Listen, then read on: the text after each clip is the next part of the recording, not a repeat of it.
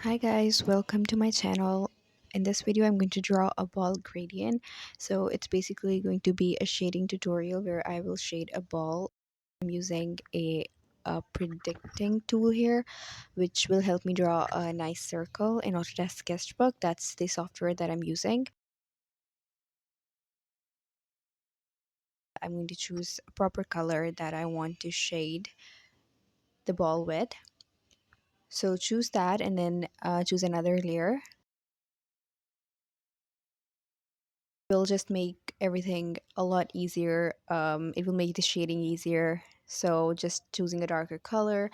And also notice the brush that I'm using. I'm using an airbrush here. This one is present in the brush tools.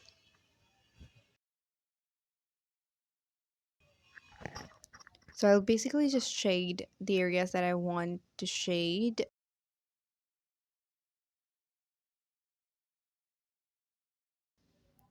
And I'm choosing a lighter color to sort of like draw the highlights. And slowly I'm going to choose even lighter colors. Notice how I'll move to a proper white color soon enough. And this is just to highlight the areas where I want the light to naturally fall on.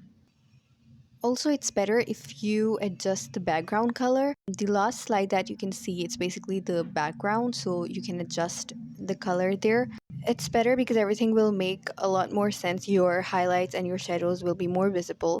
And everything will look more realistic. Now I'm going to duplicate the layer where I drew the outline. I'm going to color it, and this is where I'll make the shadows. I'm going to adjust the dimensions and the shape of how I want the shadow to be. You can find these tools within the software very easily.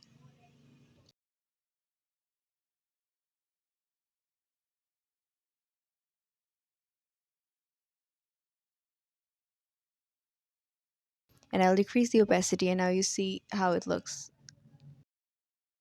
So yeah, this would be it. Thank you for watching.